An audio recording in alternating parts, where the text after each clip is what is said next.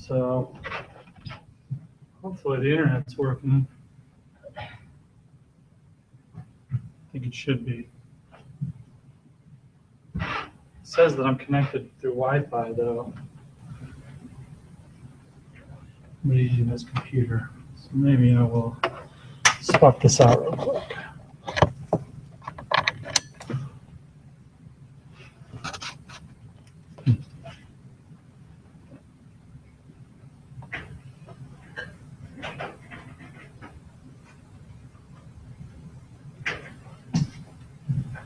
Oh, it says it's broadcasting, so. Okay.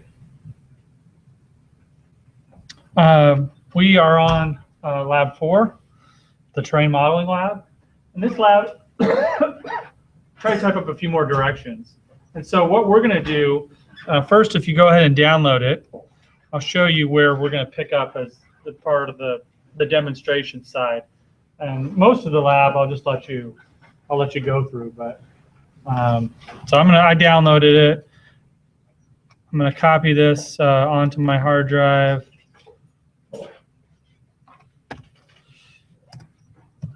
Paste it here.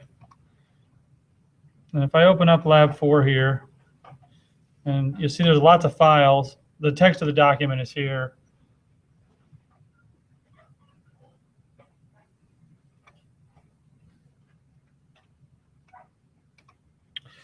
And I typed it up, a little more extensively. This part is pretty straightforward. You're calculating slope, you're calculating aspect, and you got some questions to answer.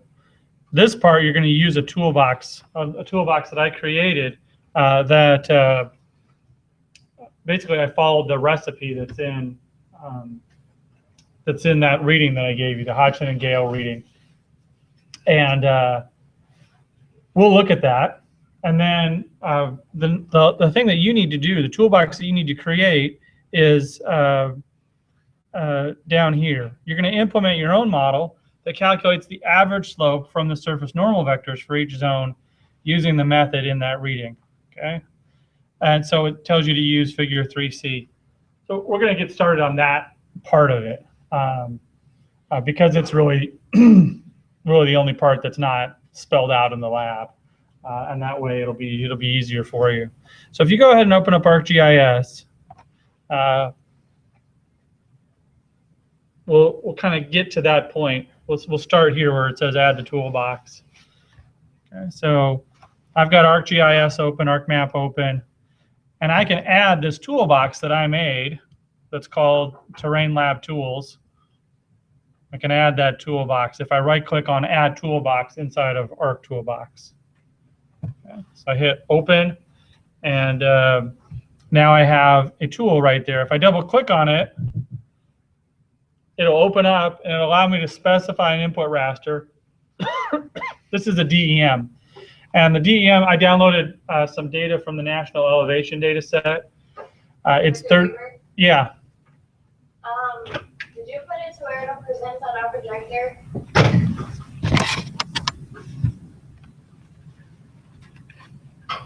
I thought I did, but I guess I didn't. How does it look now? Okay, great. So what I've done up to this point, is I download the data, then I open up ArcMap, and then inside of ArcMap, I open up Arc Toolbox, right-clicked on Arc Toolbox and said Add Toolbox. And once I did that, I navigated to where I saved it on disk, the lab folder, once that was extracted. And I loaded up this Terrain Lab Tools toolbox. It's a toolbox that I made. So I loaded it. Once it's loaded, it's in your toolbox, and you have it accessible. Okay. So if you double click on it, you get this. This is the toolbox these are the inputs that it provides. This is I showed you a screenshot of it on Tuesday when we met. Okay.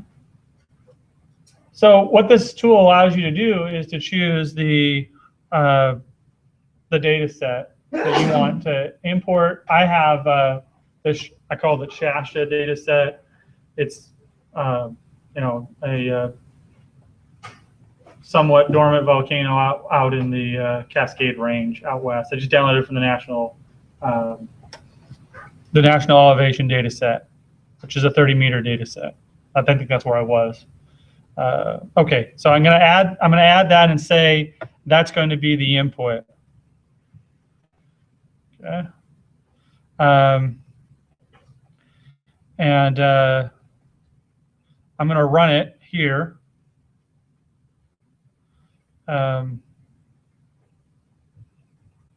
And I can specify the outputs. I'm going to specify the outputs to be in the folder that I've been dealing with. So I'm going to go to see the place where I stored it, SA, and lab 4, and I've got a directory called output. Right now there's nothing in it. I'm going to put the data that I want to put in there. So I'm going to put slope. You can save it in whatever format you want. I save lots of things in .img.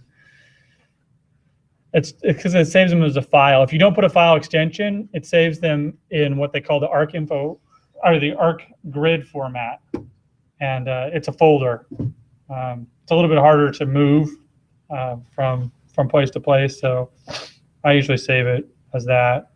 Or I create, more commonly nowadays, I actually create a file geodatabase and put it in there. But so we're going to do the same thing here. Aspect.img. You can really call these whatever you want.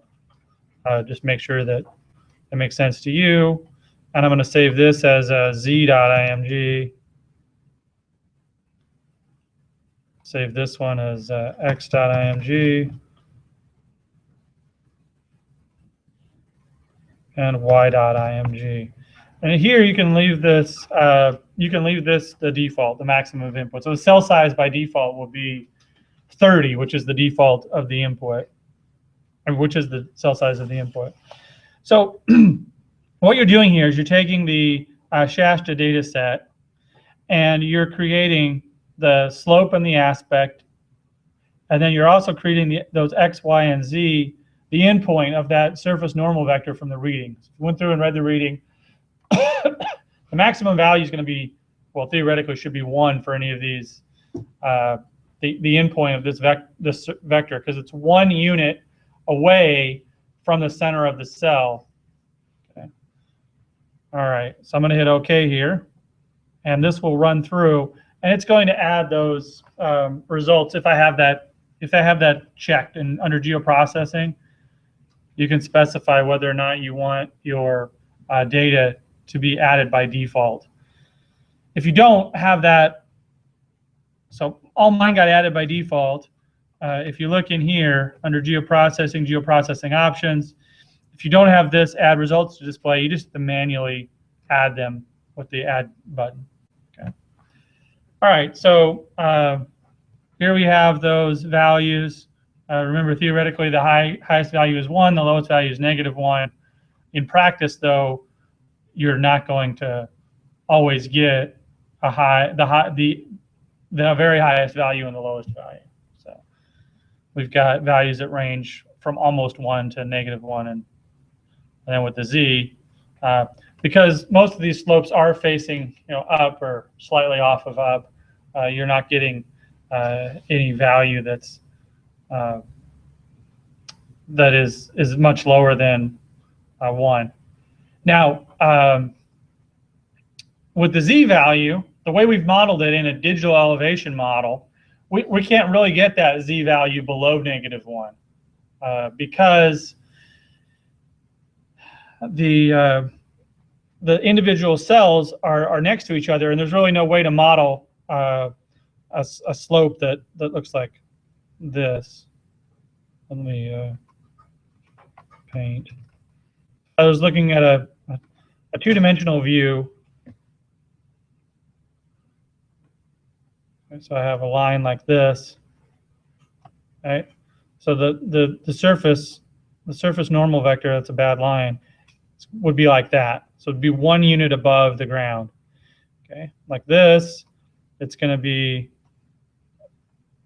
less than 1 unit because it's going to be this distance from here to there. Whatever that distance is, that's the z value. It's less than 1 because this is 1, so that's, you know, you can figure that out we're using trigonometry.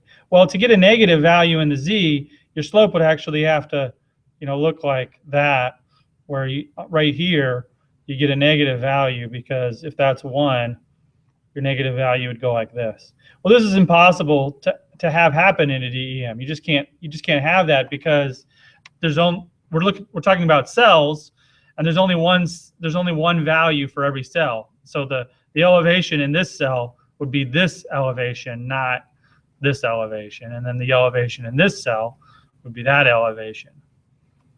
Okay, so one of the weaknesses of modeling in raster is that it's not really truly three-dimensional. It's what they call 2.5 dimensions.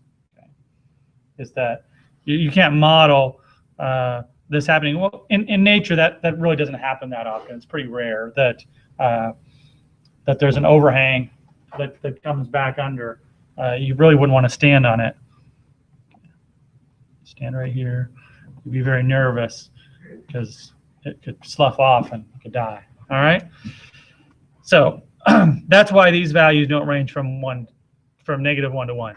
That's what I was explaining. So anyway, it ran through and it works, and you can look at the individual layers. So this is the Y layer. So in other words, high Y values show up light, which means that the surface normal is offset in that Y direction, and so you could see that slopes that face the Y direction, which in most times will be north. Slopes that face north have a high value, and slopes that face south have a low value.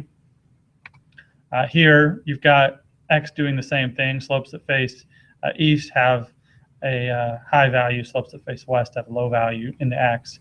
And then in the Z, it's basically, so the X and the Y is kind of like the direction, and the Z here shows the magnitude, but it's like the opposite of the magnitude. So really dark values are low Z values, meaning that surface normal vector is really tipped over. So the darker it is, the higher the slope, the higher the degree of slope, and the lower the flat bright areas.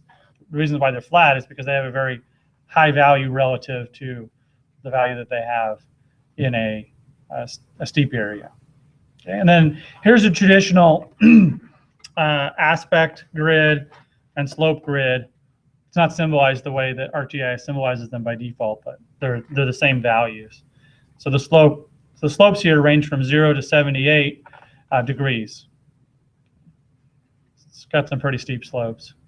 And the aspect there, of course, ranges from -1, meaning that it's pointing straight up, to 360, which means that it's pointing north. 0 and 360 both mean that they're pointing north. Okay. Okay, so what we want to do now is look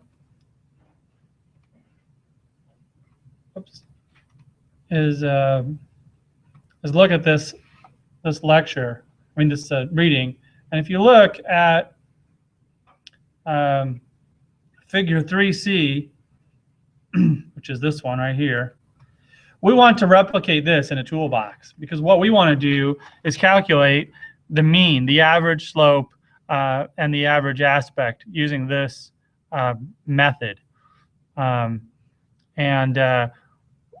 We could calculate some of these other statistics, and you'll be able to see how that's done, but we're not going to do that. We're not going to do that for this lab. Okay, we're just going to do this. So what we have right now are these surface normals. That's the output of the first model. See the X, the Y, and the Z. We have those, and what we want to do. Let's see if I can make this bigger.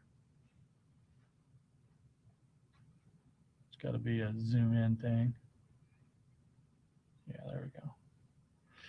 what we want to do is to calculate the average slope and the average aspect. So the way that we do that is first take the zonal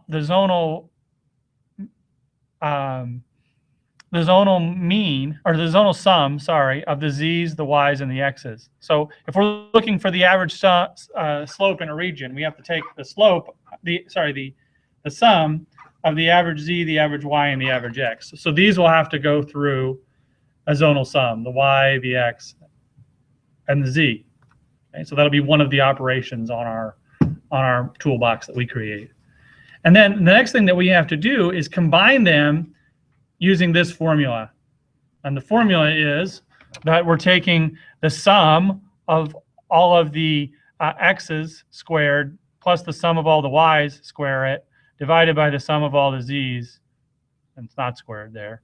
And then take the square root of the numerator and get the arctangent of the entire operation. Actually, yeah. Oops. All right. So how would we implement that? Oops. I'm not very good at using a trackpad. Okay. So what we can do, this will be a new concept. Whoops. I closed up. No, there it is. What we can do is create a new toolbox. We're going to create our new toolbox. A new model inside this toolbox that I created for you all. So there's a new model, and that new model is going to calculate these mean slope and mean aspect values. Really, it's the mean slope to answer the question in the lab, but it's not hard once you create one to do the other. So we can change the title. We could do that later. For right now, what we want to do is to look at the operations that need to happen here. Okay, whoops, it's in the reading. So first we need to do a zonal sum of those three data sets. So we would need to drag onto here zonal, and this time we're not going to use zonal statistics.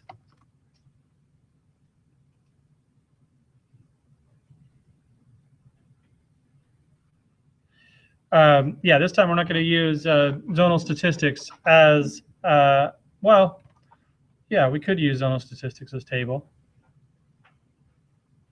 We could use zonal statistics as table, or we could use zonal statistics to produce a value. Now, if we produce the value, it'll show up on the map. If we produce it as a table, we can do table operations. I didn't really specify in the lab. I didn't think about it till now that you could do it either way. Let's see what we say. Calculates the average slope. Yeah. Let's see what I said to do up here.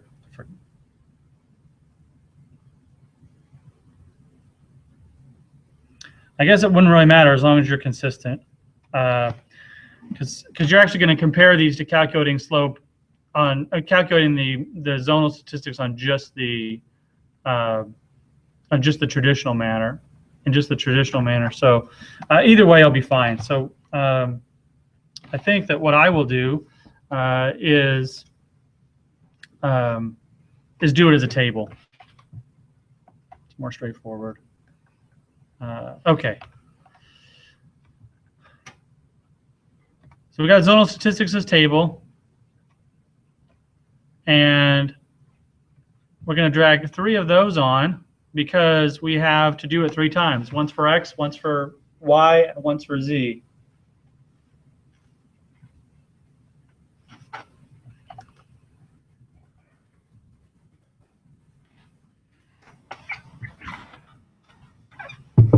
So doing it this way, what we're going to do is we're going to produce 3 tables.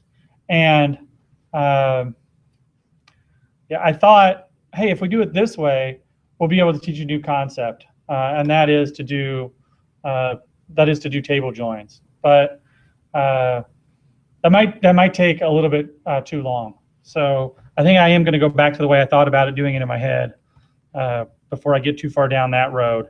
So let's delete all these guys. I'm sorry, and we'll do it as zonal statistics, and that way we can do it all in raster. And if anybody's really interested in how you would do it in table operations, just let me know, and I can show you that. But there would be a few more steps, especially if we're doing it in model builder. All right, so we're going to do zonal statistics, and we're going to have each one of these. The input is going to be the X, the Y, or the Z. So maybe we'll just do it in that order. So if I drag X, Y, and Z onto the model builder, then I can just assign these as the input or value raster for each of those. So I've got the X, the Y, and the Z. See if that, yep, that made it.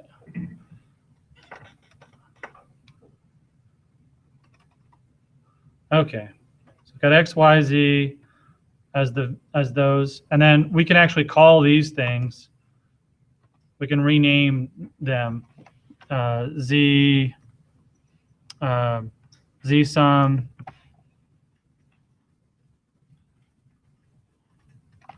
X sum, or no, that would be Y sum. Sorry, Y sum, and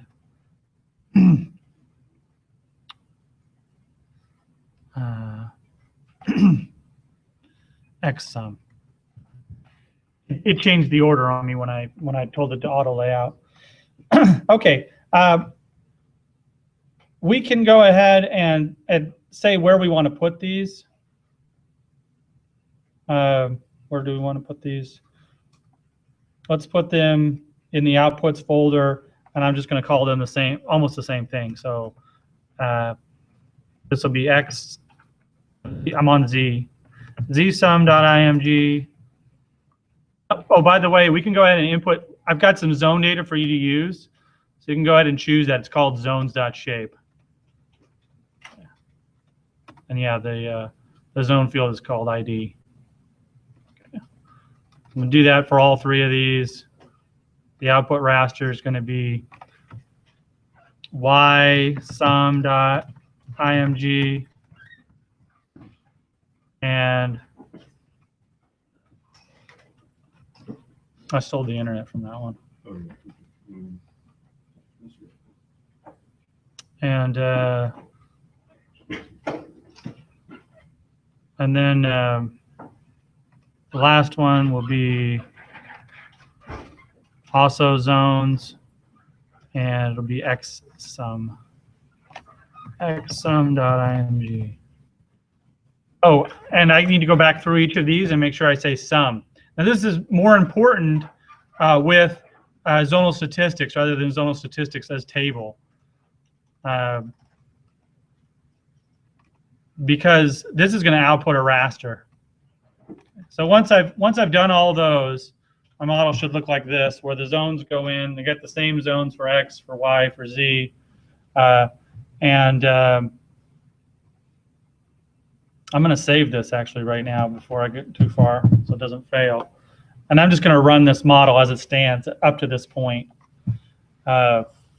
just to show you what the results will look like. So it ran. I'm going to add this to display. I'm only going to add the Z sum to the display, and then I'll show you. So this is the Z sum grid. So the grid is still the same size as the other grid. However, turn this off, yeah. The grid is still the same size as the other grid. However, what's happened is that it only has values where the zones existed. So these are, I didn't load the zones, but the zones look just like this, except for they're just features that are close to circles. I projected them into a different projection, so that's why they don't look like exact circles. It doesn't really matter. They're just for fun here in this case. So this grid and this grid just has values that have, for the entire zone, they have the same value, and it is the zonal sum for that entire area. So if I click anywhere in here, I get the same value, and that's the zonal sum for that entire zone, anywhere in that circle. See that? Move around, you get the same zonal sum everywhere. So the darker ones mean that there was a higher zonal sum, and the brighter ones mean that there was a lower zonal sum. Okay. How did you get the sum this way? I right-clicked. So there's a few options. I right-clicked right here and said add to display. You could also just hit the add data button and navigate to that location. And then you could do either one of those. Output. I thought this is where I was saving it. Nope. D C SA week 4. There it is. Output. So yeah, I could add it in. So I could add the X sum in. All right. So there's those data. Yes. In fact, we're going to go back to that anyway. So I'm just going to close out the. I don't have loaded any of the sums anymore. Go back to the model and zoom in here. Oops. Just a little bit. All right, and so now at this point, it's just a matter of doing one raster calculator operation. So you could do that. Let's leave this open. Make it like that. So you could drag on. You could do it as several raster calculator operations if you wanted to, but algebra. But you don't have to. So you could go in here and you're gonna just put the raster calculator operation in. So it's gonna look like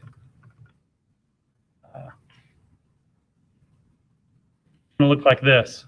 So you just enter that formula in. The tan minus 1, that's a tan is what you're going to use for that. That's the name of that function. And the square is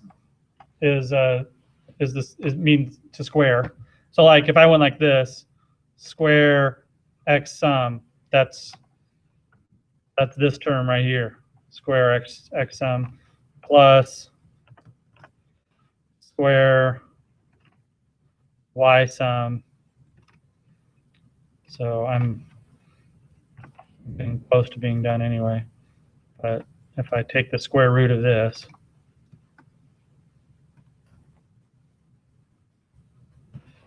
right?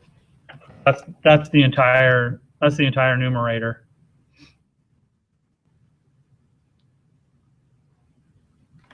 Now it does look like this.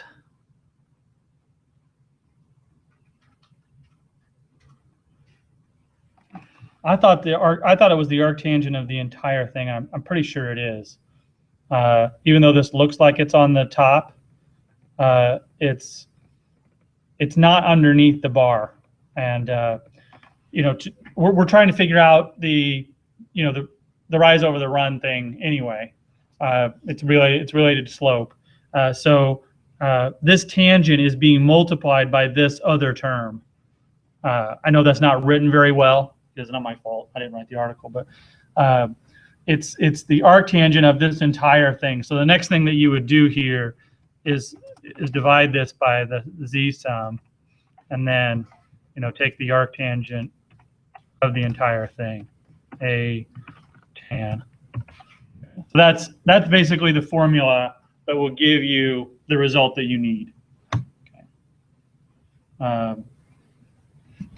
I'm sorry I can't make that any bigger, but that'll be the last thing, and then you'll be able to run that and answer the questions. So that's basically we built the toolbox. I didn't mean to quite take it that far, but I did. The zonal statistics process. The zonal statistics processes. Yeah, just the first one. Yep.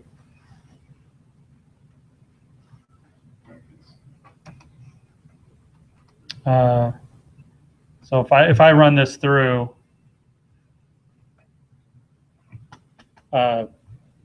and then add this last one that I just created, add to display. I didn't save this in a good place, so I should probably change it so it saves in a good place.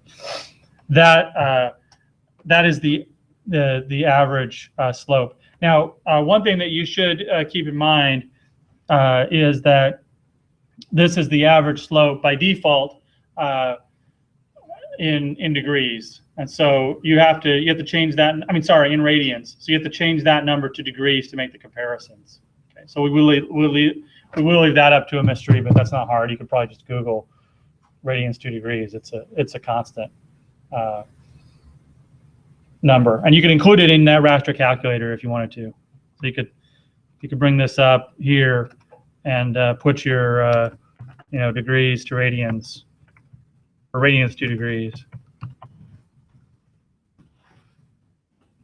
Conversion factor in there, and you'd be set. All right. There might be one of these ATAN functions might just convert it for you. Let me see. It doesn't give me help. I'd have to go into the help. But there's probably actually a function for converting. So you could do that as a separate. You could do that there if you Googled it. But you could also, alternatively, I know that there is a mathematical function under spatial analysis, math, trigonometric.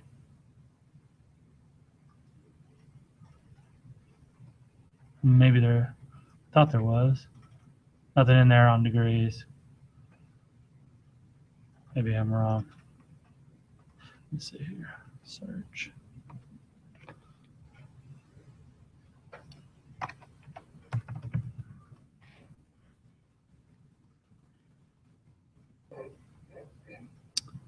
No. Yeah, you're just going to have to multiply. This is what I was talking about. There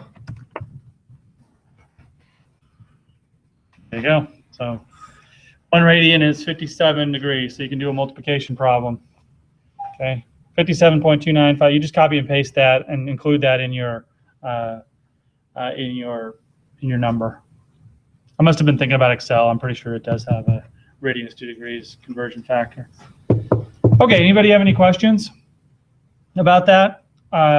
So what I want you to do there, I'll leave this open. If anybody wants to come up and look at any of the formula, just let me know. Or on the coast, if anybody wants me to open up one of these again, just let me know. Other than that, you're just going to go through the lab here, and most of the rest of it is pretty cookbook. Here, you're just calculating slope and aspect using the normal buttons, the toolboxes, and then here you're going to do view shed using the buttons. Just kind of get a feel for them. There are a little bit more questions than normal in this lab, but it's a little bit more cookbook than most of the other labs in this course. All right. Okay, you won't be able to answer this question obviously until you get done with the very first part. But the part that we just went over is the only part that uses the only part that builds a model. So I wanted to walk through that part. Okay, I'm going to go ahead and shut down the video if there are any other questions, and